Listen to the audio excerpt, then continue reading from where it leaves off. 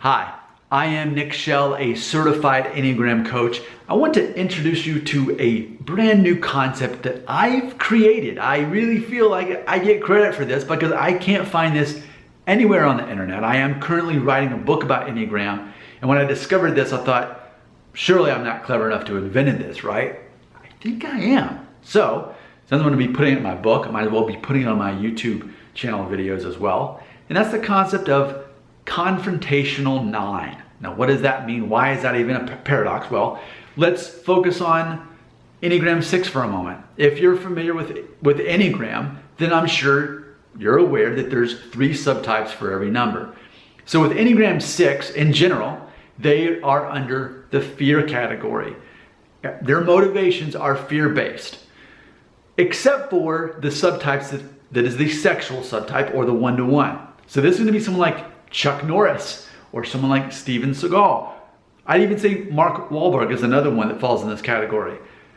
They're out to prove to themselves and the world that they are not afraid because they confront their fears. And so many of their movies, you can see this in the roles that they play. They're not afraid. Of course they're not afraid. They're going to prove to you they're not afraid, which proves that they're secretly afraid. They're confronting their fear. They're being counterphobic. They're being not afraid. But ultimately it's because they're motivated by fear. So it's this sort of paradox that we see within that subtype of a 6. Well, what I'm realizing, because I am this version of a 9, so again, I am an Enneagram 9, dominant wing 8, but my subtype is self-preservation. And for me, having that dominant wing 8 and having that self-preservation subtype, what that means for me is, like any 9, I do not want there to be conflict, and I do not want there to have to be confrontation. But unlike the other 9s, I hate that confrontation and that conflict so much that I will immediately initiate it because I want to get it over with so badly. So I have a lifetime of memories of where I have actually initiated conflict. This past week, this past year, my entire life, that's what I do. So it can make me seem a bit intense, but I'm just so eager for there to be calm and peace. So I'm willing to have these awkward, difficult conversations and confront people. And ultimately, that doesn't seem like what a 9 would do. But it's that negotiator concept of an Enneagram 9. I'm so tired of this stereotype of Enneagram 9s being peacemakers. And yes, that's great, but you can't just make peace by wanting it and hoping for it. And saying peace, man, you actually have to be involved in that. So for me, I would rather, how quickly can I get this conversation out of the way? Let's have this collaboration of conversation. Let's see both sides of it. But let's address the problem immediately. Let's find out how can we compromise, how can we both sacrifice, and let's just get this out of the way. So that's what it's like to be a confrontational 9.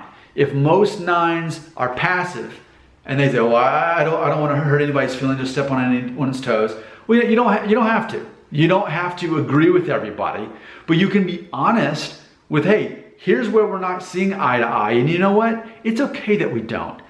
We do not have to see eye to eye because let's face it, if we played 20 questions with anybody, a few questions in, we'd realize, well, we have different views on this. Of course we do. And it's okay. We don't need to agree. We just need to find out where can we agree on? Again, how can we both compromise and how can we sacrifice a little bit of what we both want so that we have that peace, and that's negotiation. So for me, I am definitely a confrontational 9. In fact, a lot of people struggle to see me as a 9 because all they can see is that 8. But if I were an 8, my focus would be more on being in control and trying to get things my way or where I'm controlling. I don't want to control other people. I really don't care what other people do because for me as a 9, I recognize that I can't change people. I can't control people. I can't make people believe what I believe, nor should I. How self-centered of that would be. I want people to do their own thing, believe what they want to believe, and I want to coexist with them, which means I'm willing to have confrontational conversations that lead to compromise. There's a lot of C's in there. So there you go. I invented the phrase confrontational 9, which is similar to a counterphobic 6. I would love to hear what you have to say in the comments right here.